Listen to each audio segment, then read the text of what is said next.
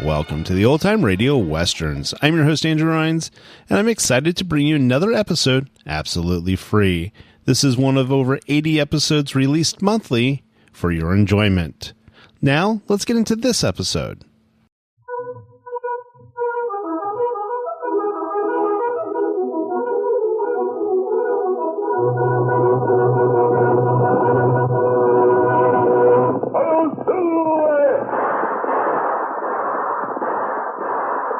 Horse with a speed of light, a cloud of dust, and a hearty Hi-Yo Silver, the Lone Ranger.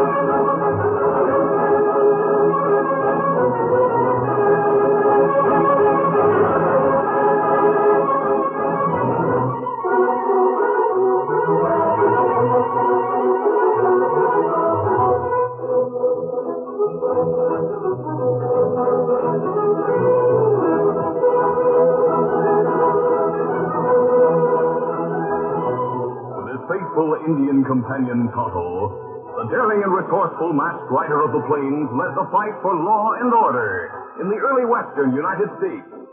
Nowhere in the pages of history can one find a greater champion of justice.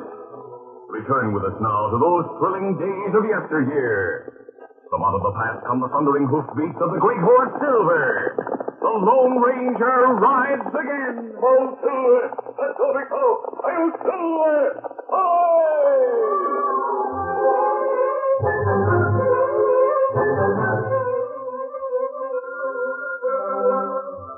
Clint Collingwood was one of the most famous sportsmen of his time. Young as he was, he had hunted big game in many lands.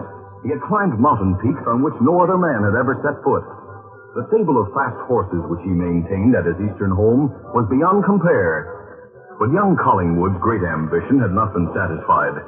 He wanted to capture a fleet white stallion, which was reported to rove the plains, outrunning all pursuers and evading all traps.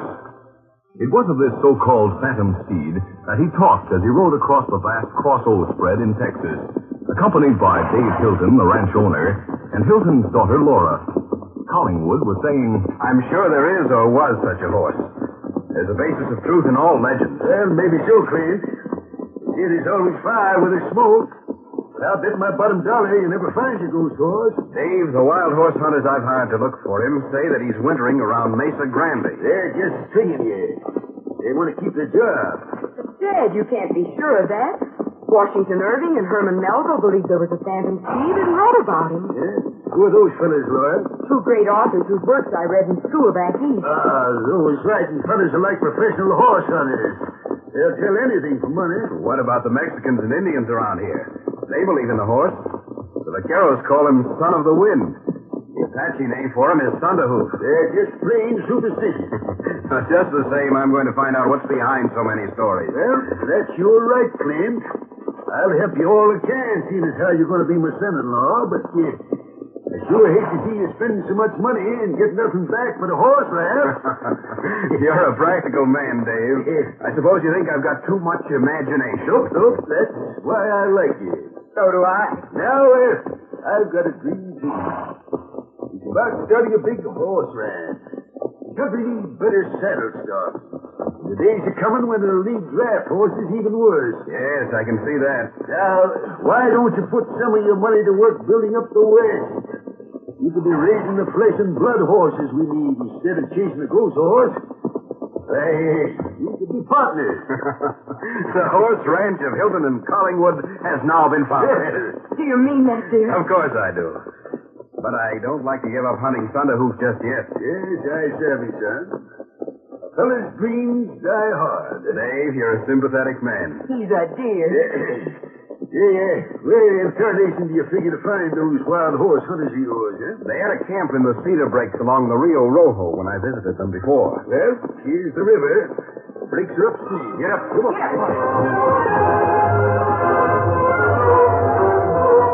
As Clint Collingwood and his companions turned their horses upriver, a dozen hard-bitten men whom he had employed on their own word that they were professional wild horse hunters rose from a scanty meal at a camp in the cedar thicket. Two of them climbed into a chuck wagon which stood nearby, ready to roll. Tex Harper, the leader of the outfit, called to them. Rusty, you and Hank had better cut straight across the range to the Crosso headquarters. I want some chuck back here by supper time. Right, boss. Tell Collingwood we want plenty of bacon and coffee. We're working for all we can get. Get up there. Come on. Tex, that Collingwood fella must be loco. Hiring us horse thieves as mustangers and telling us to hunting a horse that don't exist. Butch, you better not talk out of turn when he's around. We got to keep him thinking we're honest horse hunters, and that there is such a critter as Thunderhoof. We need this job to hide behind. That's so. We're wanted. Wanted plenty bad for raiding that herd of Army remounts. Sure was the wrong play for us. But it looked so easy. The Army hadn't put the U.S. brand on those horses yet. Only a few soldiers on guard. Yeah, but we had to plug some of them. Now the whole Army's after us. Yeah, that's not all. In order to get away, we had to turn loose every horse except that white stallion. Tex, we'd better get rid of him, too. Oh, there's a lot of white horses. He can't be traced. And how come you keep him hidden all the time? I don't want Collingwood to see him around camp. You know, as dumb as that Easterner is, he's bound to start wondering pretty soon why it's always us who see the ghost horse and never him. So what? Well, if he shows signs of giving up the hunt and firing us, we'll let him have a look at the Army horse from way off. Anything that's white or looks like Thunderhoof. There's somebody's coming. It's the Easterner. He's got the Crosso boss and his gal with him. Howdy, folks. Hello, Tex.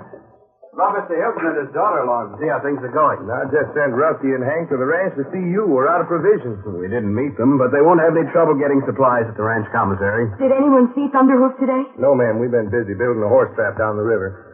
I'm going to take a look around for my deal gas. What's the high places, Laura? That's where Mustangs go to look for danger. Tex, I've been wondering why Thunderhoof is never seen in the company of other Mustangs. Well, sir, I reckon he's kind of a lone wolf. But we'll get him. You give us time enough. How big do you think he is? No, he's a good 17 hands high.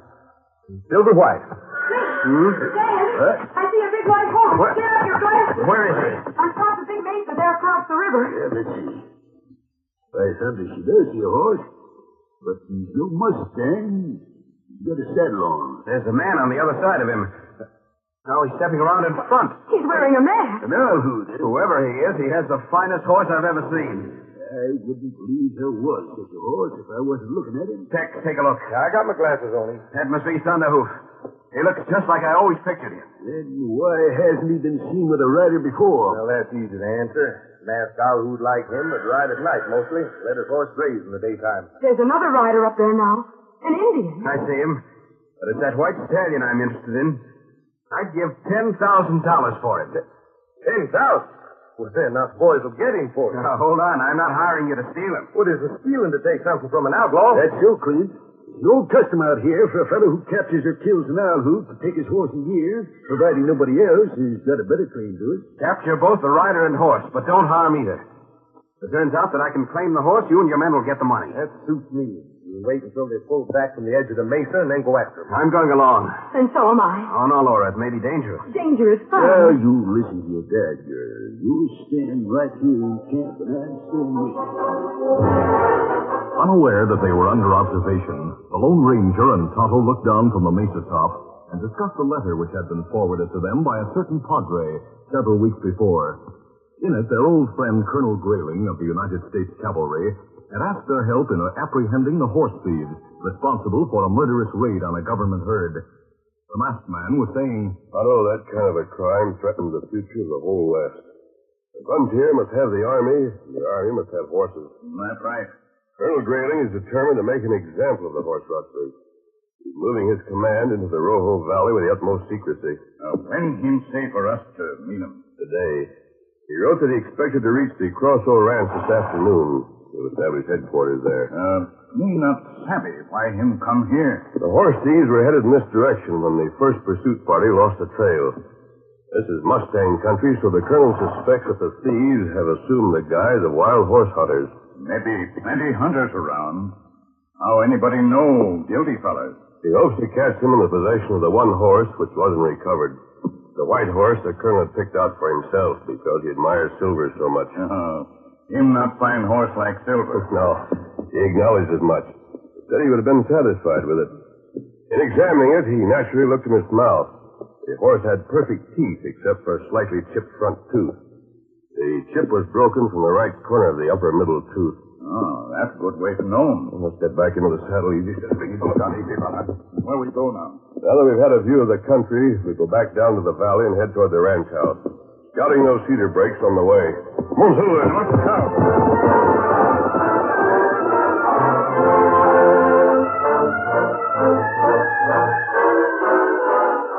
Meanwhile, Dave Hilton and Laura had walked to the edge of the thicket which concealed the camp, hoping to get a better view of the hunt. As Clint and the killers he had innocently hired disappeared at the base of the mesa, the rancher lowered his field glasses. They'll be lucky if they catch the masked man. Why do you say that? Well, the mesa is a big place. It's getting on toward night. Look where the sun is. I see. That must be the truck wagon coming back. The horses are running. What the hurry is? Whoa there. Come here, fellas. Hurry up. We gotta make tracks. Should we tell them where the men went? No, wait. I want to know what scared him. The horses all going except for one when we run.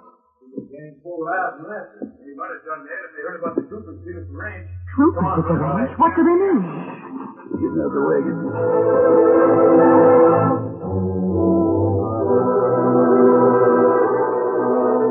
As the two horse thieves descended from the chuck wagon and continued their discussion of the whereabouts of their companions in crime, the Lone Ranger and Tonto drew rein on the opposite side of the Rio Rojo. Whoa, easy, steady.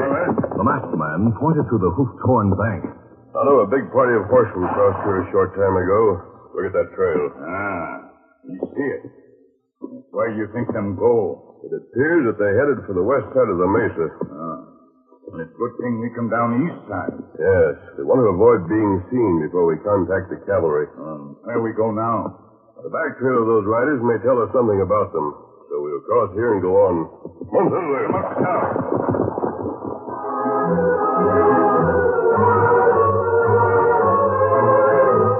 At that moment, Laura's horse whinnied. As Hank and Rusty stared into the cedars and drew their guns, the girl clutched her father's arm. My horse is giving us away. Look at this way. Let's find a better hiding place. No. We're going where they are, and that's as though we hadn't heard them. Come on now.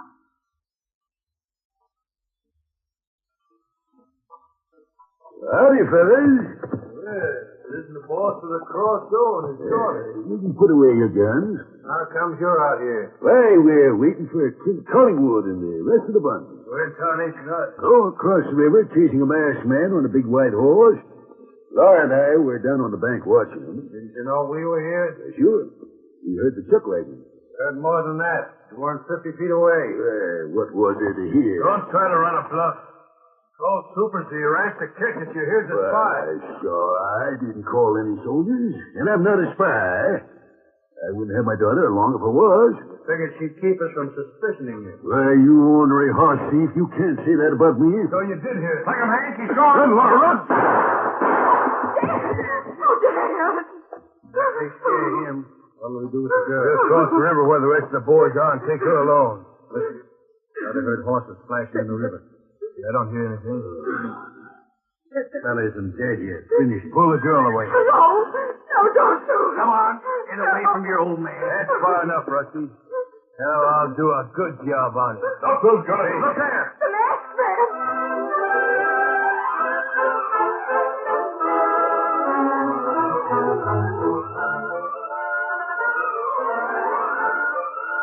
The curtain falls on the first act of our Lone Ranger adventure. Before the next exciting scene, please permit us to pause for just a few moments.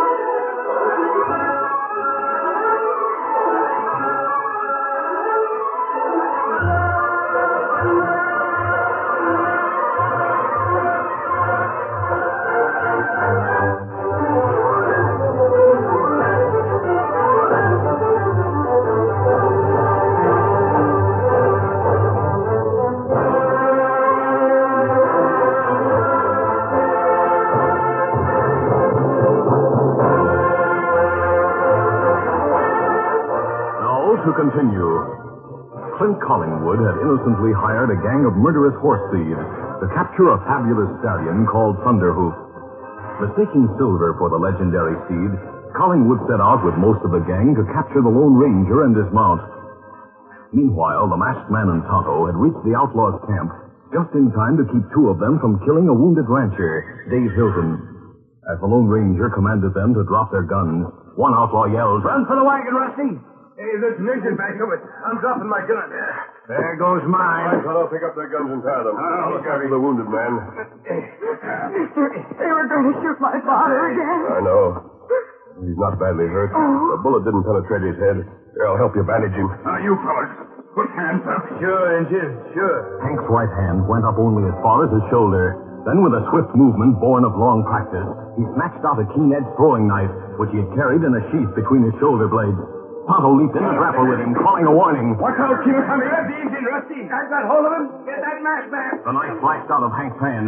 He had aimed at the Lone Ranger's side, but the masked man's reaction to danger was quick. As he jumped up from the crouching position he had taken in examining the wounded rancher, the blade struck his cartridge-filled gun belt with a clang. Seeing the knife fall harmlessly to the ground, the desperate outlaw rushed the Lone Ranger. He was snarling. You'll never take me alive. We'll see about that. Look at this. I'll show you something. Hit him again. Oh, help me, Rusty. I can't. The engine's breaking my arm. Hold on to him, Tonto. I'll take care of this fellow. Like that. Don't hit me anymore. And lie there. Then you can be tied. You get down the same way, fella. I'm on my knees. There's a rope hanging on that wagon, Tonto. I'll watch these men while you get it. Dad, you come too. My skull's too thick for bullets. Get me infernal headache. It'll kill me to see those buzzards get their necks stretched. No, we're not taking the law into our own hands. I only want to make sure they don't escape.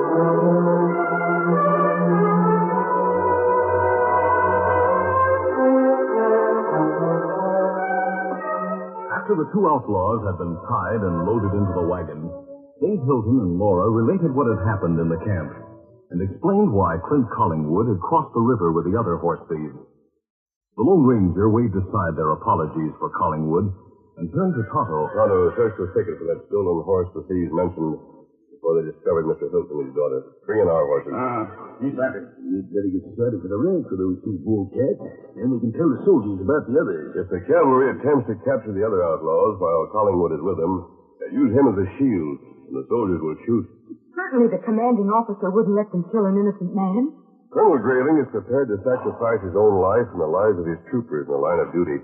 He won't reckon Collingwood's life as being more valuable than that of a private in his regiment. I reckon he'd be right. Maybe I can find the gang and get him away while there's still time. You've been in enough danger, Laura. I like Clint, but you're my daughter.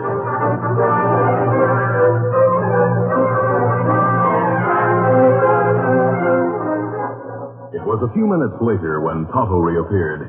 He was riding Scout and leading Silver and another white horse, almost as big as the mighty stallion. Oh, Scout. Oh, Silver. Oh, fella. How did you find him, Tonto? Him staked out in gully. Keep hold of his picket rope, and I'll take a look in his mouth.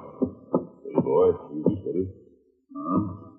And what you find? The stolen army horse. There can be no doubt of it. You're hanging a lot of them. You think it'd catch it? Mr. Hilton, I'd like to use your saddle and bridle on this horse. You go ahead. I can ride in the chuck wagon. Getting dark, so you better start back to the ranch at once. You go with them, Tonto. Take their horses along. What you do? I have a plan that may cause the outlaws to expose themselves to Colonel Grayling. Keep Silver and the stolen horse here. That sounds plenty dangerous. The risk is worth taking. What me tell, Colonel? Tell him to do nothing tonight except keep a strong force of men posted around the ranch buildings and corral. There, I've got the saddle grip tight. Stolen horse is ready to ride. Why do you think the thieves kept him? They didn't know he could be identified. For another thing, he could have been used as a ringer for Thunderhoof if he wasn't seen too close. Here, Dad. Let me help you into the No, wagon. no, I'm making it all right. I'll drive. Adios. Adios. Get up there.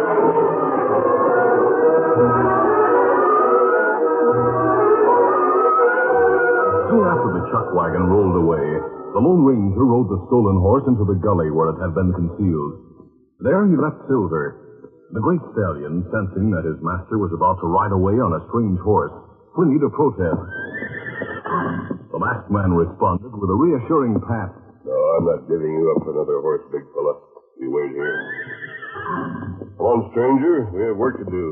Come on, get up. Get up, boy.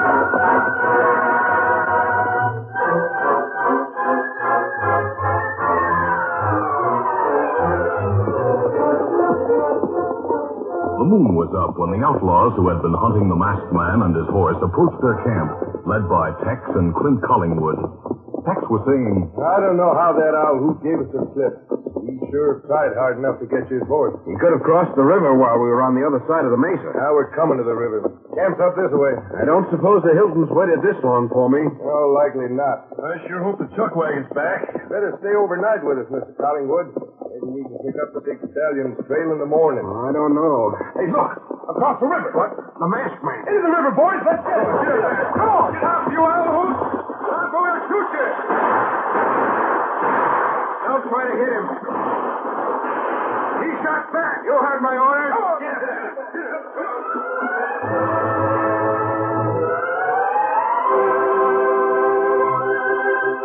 Meanwhile, the Hiltons and Tonto had reached the cross-o with the prisoners. Finding Colonel Grayling quartered in the ranch house, they told him what the masked man had requested. He shook his gray head. No one man can bring in 10 or 12 desperados. The masked man has a plan. Give him a chance. A chance to do what, Mr. Hilton? Let the gang escape? No, he's done his part and done it well. Now the army takes over. I'll use my whole regiment. To do what? Well, I'll have the river patrolled. I'll surround the cedar breaks and beat the brush till nothing that creeps, crawls, or walks can get away. But you'll get Clint Collingwood killed. I know Mr. Collingwood. He put himself in danger and he'll have to take his chance. Colonel. Young lady, those horse thieves defied the army, stole government property, and killed good soldiers. They must be wiped out at all costs. Wait just an hour before you do anything like that. An hour? It's 9 now. Well, you hide men here, Colonel, like my friends say. If nothing happened by 10, me go out with you. Me show you where outlaws got camped. Yep. All right, Tonto. I'll post guards here and wait that long. But not a second longer. As the colonel made his decision, the Lone Ranger began to circle back toward the outlaws' camp. Some of his pursuers were shooting to kill, but the stolen army horse was fresher than theirs, enabling him to keep out of bullet range. Tex was shouting, He's cutting back, Butch! I'll head it off! Come on, some of you! Come on, get up there! Rest, you come with me! Put the spurs to your horses! Get up there! Keep him out of the cedar break! We're gaining a little! That horse isn't as fast as I thought. Just don't forget your promise! You'll be paid. Looks like Bush and his bunch are getting ahead of him! Don't, fellas. You can't get away. Somebody drilled him that time! His horse is slowing up. He's falling. There he goes! I told you not to shoot him. I'll put an accident. Get a rope ready. I'm making a loop. There's where the masked man fell. But I don't see him. Forget about him. Watch me take that horse. There, how's that for a throw? You put the loop right over his head. Don't break his neck. Never mind, I'm taking it easy. Oh, All Put another rope on him, and we can lead him between us. That's stopping him. Here's pushing this boy. I see you got the horse. But where's the masked man? Somewhere behind him. Stop some lead. Let's go back and look for him. What for? We can't let him crawl away and die out here. Let him die if he isn't already dead. I'll go back alone. Suit yourself. What do we do with the horse? Take him to the Crossroad Corral. I'll see you later. Right. Get up. Come on. All right, boys, let's go.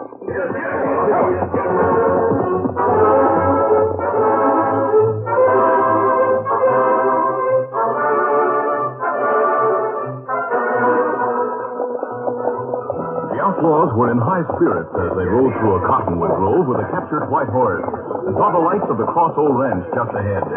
Butch was saying, $10,000 for the day's work, and no law to worry about. Sure beats horse rustling all hollow. Just the same, I wish Collie would have come along with us. The masked man might have had enough life left to kill the dude. Then we'd be out our money. Quit stewing. The way that hombre fell, he didn't go far. Or live long. There's the corral. Let's pull up and lie. Gentlemen, who are you men? Collingwood horse hunters. Want us to put this white stallion in the corral. Where's Collingwood? He'll be along a little while. Close your men. Close your move and we'll shoot you to the last man. Oh, we haven't done anything. Disarm the men. Sergeant, bring the ladders from the bunkhouse. You horse thieves see a masked man tonight? Masked man? What are you talking about? Don't lie. Only he could have sent you here. My friend, come now, Colonel. Here's by thunder. There he is. Hey, look. The masked man. And look. Why, it's impossible. He's still riding his white horse. There's Collingwood with him. I see you've caught the gang, Colonel. Thanks to you. But how did you manage to send them in? How are we going to prove them guilty? They brought the evidence with them. The evidence? There's the white horse that was stolen. You can identify him by his chipped tooth. Why, he let us catch that critter. And he pretended that fall. We just the same as hung ourselves. I don't understand this at all. Mr. Collingwood can explain later. I met him on the way here and told him what happened. Flint, thank heaven you're safe. I'm the better for what happened, dear. I've had my fill of hunting horses, especially ghost horses. The masked man has told me that the legend of Thunderhoof started right after the Mexican War. So the horse died long ago, if he ever actually existed. So there is no Thunderhoof. No. But there is a Silver, and he lives on. The masked man and Indian are gone. Gone? There was so much I wanted to ask. I never heard of the lag. Why, we didn't even get a chance to thank them, and we sure owe them a lot. Yes, and so does the Army. They want no thanks. They've dedicated themselves to the betterment of life in the West. In the achievement of that end, they find their reward. Colonel, who is the masked man? He's almost a legendary figure himself. He's the Lone Ranger.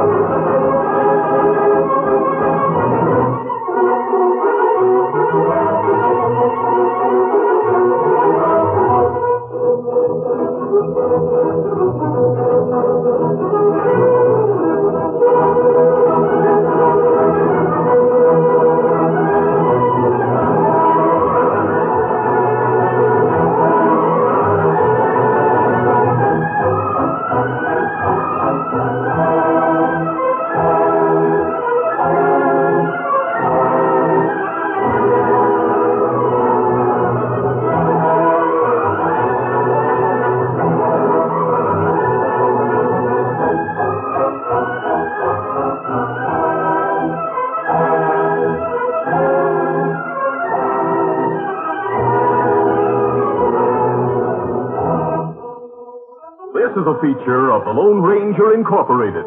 Created by George W. Trendle, produced by Trendle Campbell Enterprises, directed by Charles D. Livingston, and edited by Fran Stryker. The part of the Lone Ranger is played by Brace Beamer.